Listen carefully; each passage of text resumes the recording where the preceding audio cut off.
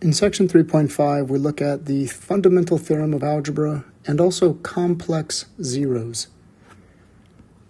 The fundamental theorem of algebra states that every non-constant polynomial function with complex coefficients has at least one complex zero.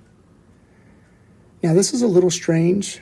All of the polynomials we've been dealing with so far have had real coefficients. But just understand that when we say complex coefficients, those could also include real coefficients. Complex means all real numbers and also all non-real numbers. And so this is just saying that if you have a polynomial that has a variable in it, it will have at least one zero. And that zero could be real or non-real. Next, the definition of multiplicity. We've already talked about this in previous sections, but we'll go ahead and state it here. A zero C of a polynomial P that has degree n, which is positive, has multiplicity k if that polynomial P of x can be expressed as x minus c to the k power times some other polynomial. All right, let's go ahead and take a look at an example. So here it says we have the polynomial h of x, which is x to the third power plus 2x squared plus x.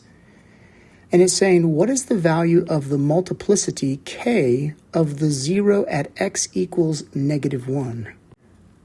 So they are telling you that -1 is a zero of that polynomial. What they want to know is, what is its multiplicity? There's a couple of different ways we could do this. One way to do this is to simply take the polynomial h of x and factor it. So we can pull out a greatest common factor, which would be x. And when we pull out the x, we get x squared plus 2x plus 1. And then if we continue factoring x squared plus 2x plus 1, we can see fairly easily that this factors into x times x plus 1 times x plus 1, which can be rewritten as x times x plus 1 to the second power.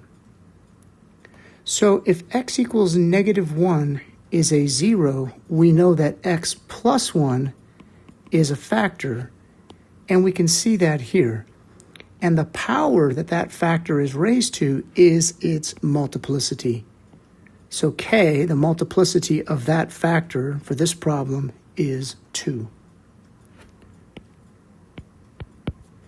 In part B, they tell us to write h of x in the form of x plus 1 to the k power times q of x. Well, this is kind of funny because we already have that, right? So we have x plus 1 to the second power, and then it's multiplied by x. So the only thing we would do here to express it the way that they want us to is just reverse these two. So we can see that our q of x here is x, and our k, once again, is 2. So when they ask what is q of x, we can say q of x is equal to x. We can approach this problem another way, and I think that it's worth talking about here. So when they tell us that -1 is a zero, another way we can factor the polynomial is by using synthetic division with -1 in the box. The coefficients of the polynomial are 1x to the third, 2x squared, 1x, and 0 because we don't have a constant term there.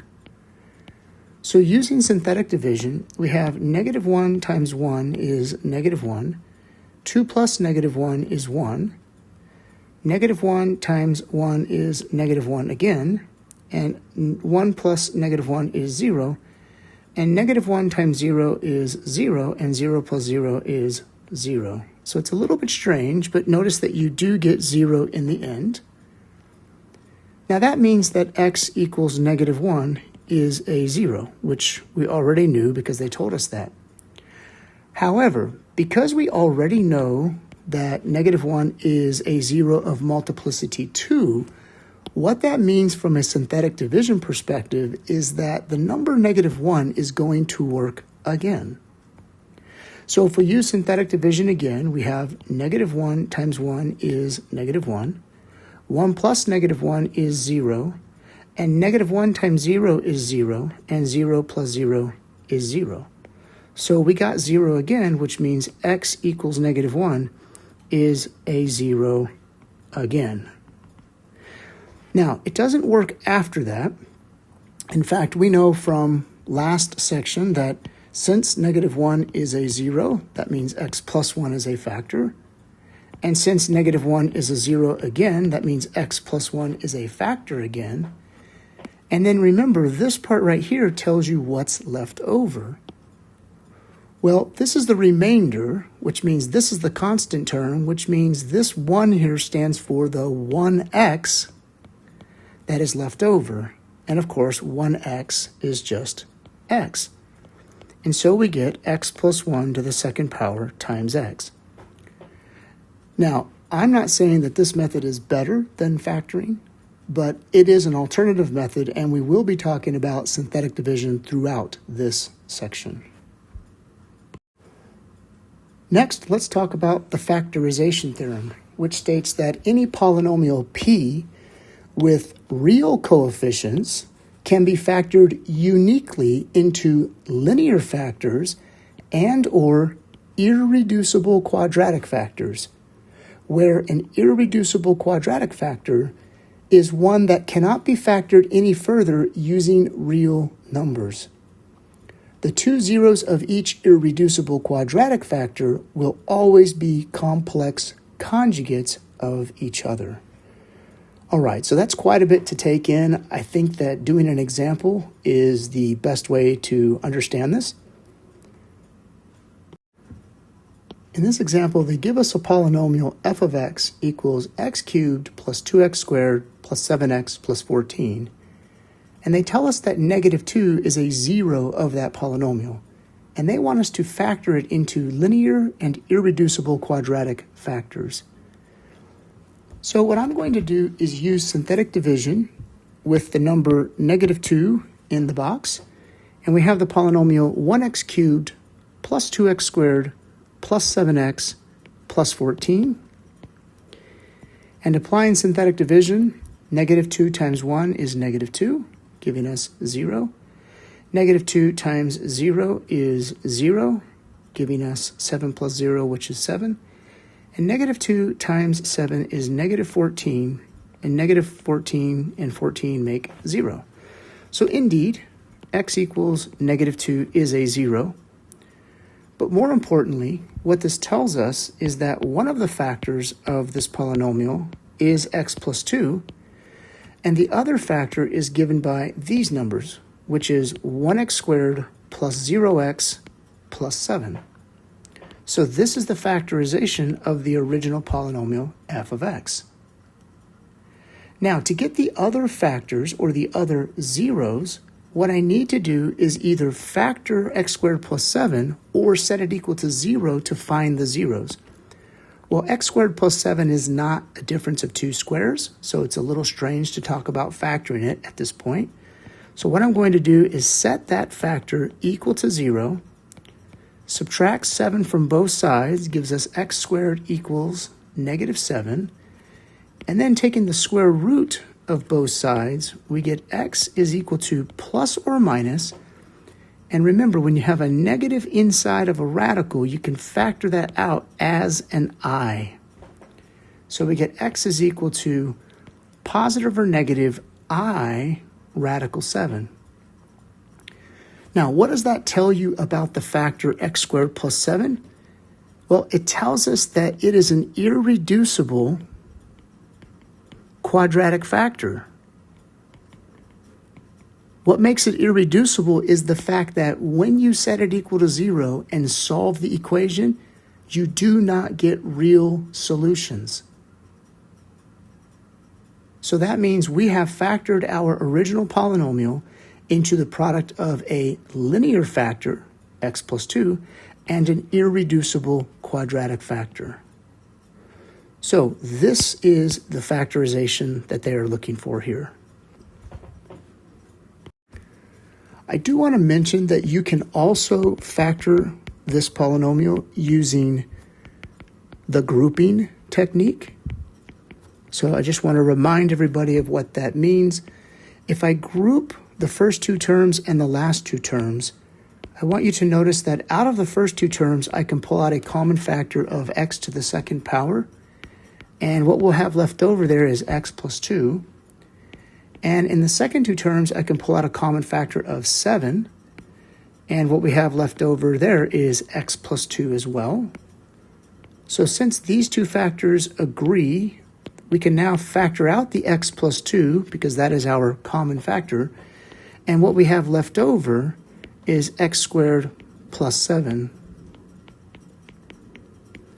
And so you can factor the polynomial, in this case, using grouping. However, the technique of grouping doesn't always work. So most of the time, you're going to be relying on synthetic division. Next, let's talk about the linear factorization theorem. Suppose you have a polynomial. The linear factorization theorem tells you that the polynomial can always be factored into some constant multiplied by a bunch of linear factors. And if it's an nth degree polynomial, you will have n linear factors.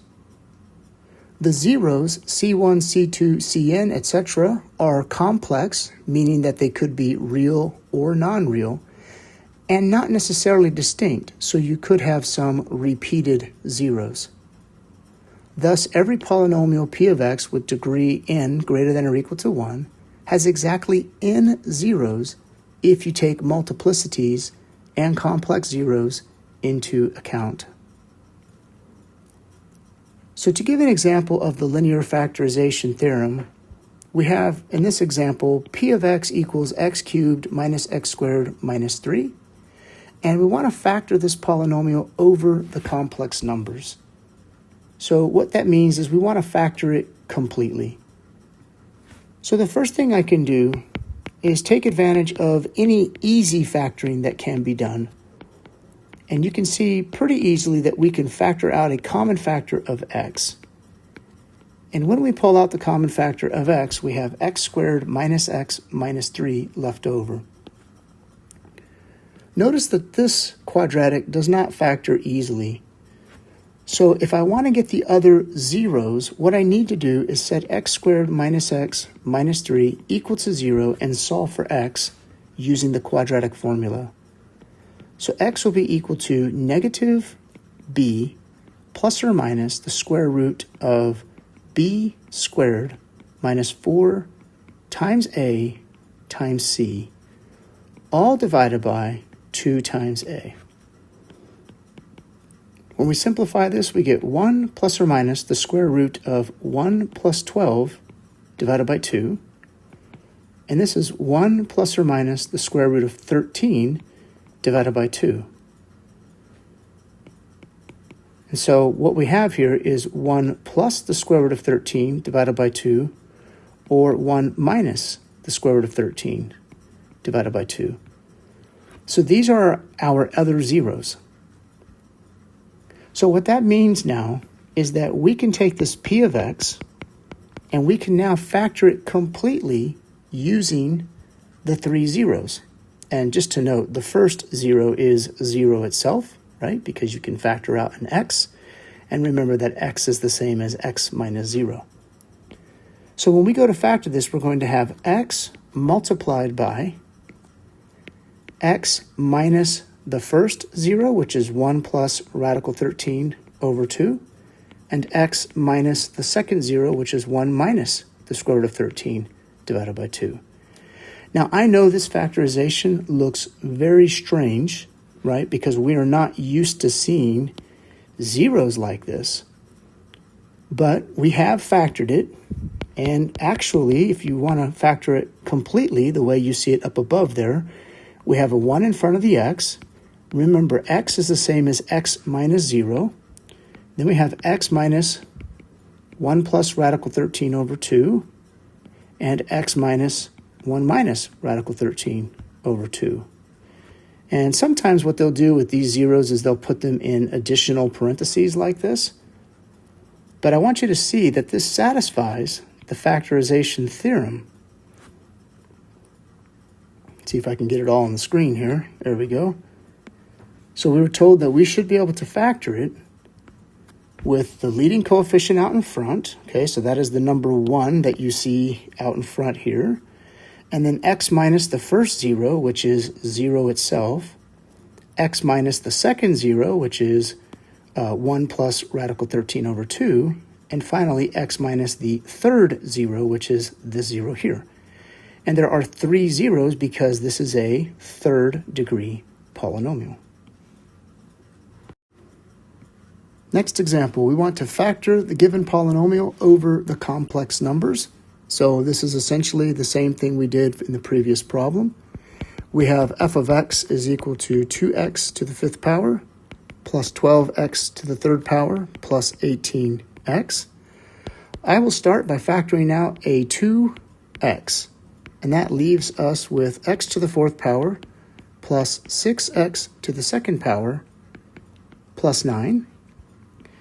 And we can go ahead and keep on factoring because this polynomial here is not terribly difficult to factor. We get a little bit lucky here. So to make x to the 4th, we have to have x squared times x squared. And to make 9, I'm going to use 3 times 3. And I want you to notice that if we add 3 on both of those, we get plus 3x squared here and plus 3x squared here, which gives us the positive 6x squared that we see in the middle.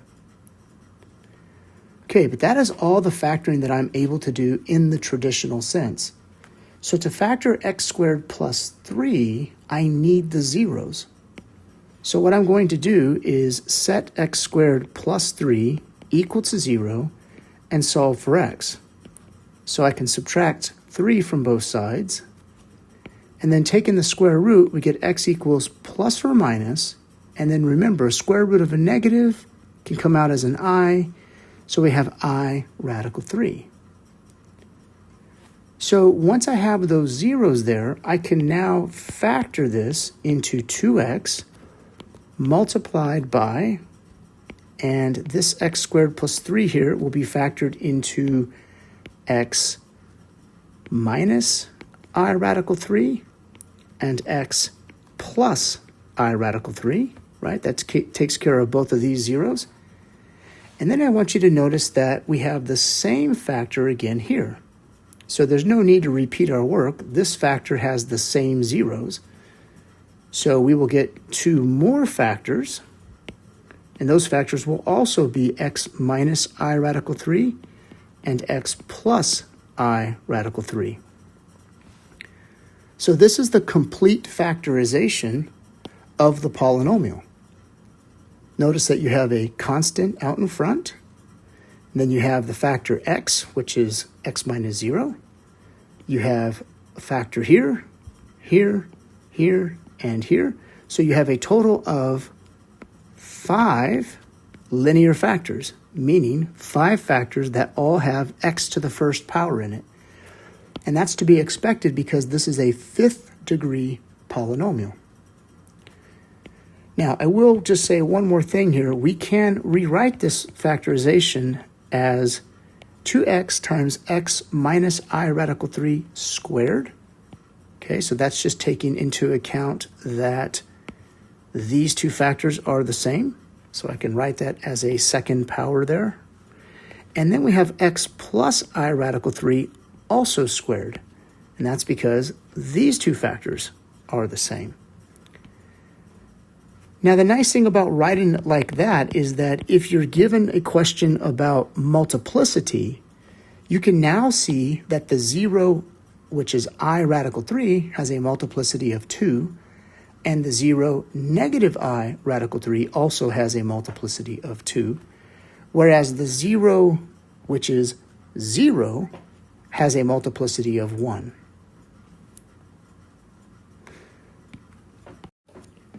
In the next example, we reverse the process. Here we wish to find a polynomial p of x that has degree 4 and that satisfies the following information. P of 0 equals -9, and it has zeros at x equals -3, x equals 1, and x equals 3. With x equals 3 being a zero of multiplicity 2. And then they ask an additional question. For this polynomial, is it possible for the zeros other than 3 to have a multiplicity greater than 1? And we'll answer that question at the end. All right, so remember that your polynomial p of x can always be expressed as a multiplied by x minus the first 0, x minus the second 0, times x minus the third 0, times x minus the fourth 0. And I know there are only 4 zeros because the degree is 4. So we know it has to fall into this categorization, right? This is the format that it has to be in when you factor it. Now, we don't know what the value of a is, but they did tell us that x equals -3 is a 0, and that means that x plus 3 will be a factor. They also tell us x equals 1 is a 0, which means x minus 1 is a factor. And then they tell us that x equals 3 is a 0, and its multiplicity is equal to 2. So that means x minus 3 is a factor twice. So this is the format of p of x in its factored form. But then they also tell us that p of 0 is equal to -9. That means when you plug in x equals 0, you should get 9 for your y value. Excuse me, -9 for your y value. The reason they tell you that is because that allows you to solve for a. Okay, so we know that p of x is going to be -9 when x is 0. So if I plug in x equals 0 into all of these spots, we can simplify and we can solve for a. So this gives us -9 is equal to a times 3 times -1 times -3 times -3. And this is -9 equals a multiplied by 3 times 3 times 3 is 27, and there are 3 negatives, and so this is -27. And so if we divide both sides by -27, we get a is equal to +1/3. So now we can come back up and rewrite the polynomial p of x to be 1/3 times x plus 3 times x minus 1 times x minus 3 to the second power. And so this is the factored form of the polynomial p of x. Now the last question says, for this polynomial, is it possible for the other zeros other than 3 to have a multiplicity greater than 1? And the answer is no, because notice that in the beginning, when they told us about our zeros, that gave us 4 factors, right? 4 factors with variables in it. Well, since this is a 4th degree polynomial, you can have at the most 4 factors. You cannot have more than 4 factors. So the answer to the second question is no. The last example, they ask us to factor the polynomial over the complex numbers and find all zeros. Okay, this is actually backwards. What you're going to do is you're going to find all the zeros and then you're going to factor it. We're going to find zeros using synthetic division. So our polynomial is 1x to the 4th, -2x cubed, -3x squared, -2x, and +6. And then we're going to guess what the zero might be up in the box here. Now keep in mind, since the last number in the polynomial, the constant term, is 6, that means you should only be guessing factors of 6 for your zero. Now, what I've alluded to in earlier sections is that when I'm doing this, I always like to try the number 1 first, because 1 is a really easy number to try to use in the synthetic division process. So if 1 is a 0, then I should end up with a 0 in the end here. Let's see if it is or not. So 1 times 1 is 1. Negative 2 plus 1 is negative 1. 1 times negative 1 is negative 1. And negative 3 and negative 1 make negative 4. And 1 times negative 4 is negative 4. And negative 2 and negative 4 make negative 6. And 1 times negative 6 is negative 6. And we have a success here because we got 0. So we know that 1 is a 0. Now, is it a 0 again? Well, it could be, right? And so you could try this process again. Now, I'll just do this because this is what I normally do. So if I try the process again, 1 times 1 is 1, then we get 0. 1 times 0 is 0, and then negative 4. And 1 times negative 4 is negative 4, and that gives us negative 10. And so that's a failure, right? We did not find that 1 is a 0 again. So what that means is that 1 is a 0, but only of multiplicity 1. So it only works one time. All right. So now I need to search for the other 0. And what I'm going to do here is I'm going to try 3.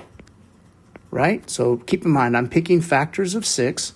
So factors of 6 are 1, 2, 3, and 6. Let me try 3. 3 times 1 is 3. Negative 1 plus 3 is 2. 3 times 2 is 6. Negative 4 plus 6 is 2. And 3 times 2 is 6. And negative 6 plus 6 is 0. So we have another success there. So what that tells us is the polynomial f of x is going to factor into x minus 1. That's what we get from that 0. Multiplied by x minus 3. And then multiplied by the quadratic that is left over here, which is x squared plus 2x plus 2. Once you get to a quadratic here, meaning that you have, 3 numbers here, you can find the other zeros by using factoring or the quadratic formula. Now, we can't factor this, so when I set that equal to 0, I'm going to use the quadratic formula. So x is going to be negative 2 plus or minus the square root of 2 squared minus 4 times 1 times 2, all divided by 2 times 1. And this is negative 2 plus or minus the square root of 4 minus 8 divided by 2, which is negative 2 plus or minus the square root of negative 4, all divided by 2. And this is negative 2 plus or minus. Remember, the square root of negative 4 is 2i, and divided by 2. So this is negative 2 divided by 2 plus or minus 2i divided by 2. And this is negative 1 plus or minus I. So the other zeros are negative 1 plus I and negative 1 minus I. And I want to point out something that was mentioned earlier, but I haven't mentioned since. And that is that when you have a polynomial that starts out with real coefficients like we have here, anytime you get a non-real 0, in other words, anytime you get a 0 that has the number I in it, these will always be conjugates of each other. So I hope you remember what conjugates are. We talked about that earlier. Two complex conjugates are complex numbers that have the same real part, but they have opposite imaginary parts, right? So since we have those final two zeros, we can now factor f of x all the way by expressing it as the product of x minus 1 times x minus 3 times x minus the first 0 here, which is negative 1 plus I, times x minus the second 0, which is negative 1 minus I. And this is the complete factorization of f of x. Now, you can leave your answer like that. Sometimes what they will do in textbooks is they will distribute the negative right here just to make it look a little bit cleaner. So they'll write this as x plus 1 minus I and x plus 1 plus I. But I actually kind of like it the original way because when you write it like this, you can actually see the zeros there, okay? So just a couple of minor points there in the end, but notice that we have the complete factorization of the polynomial f of x.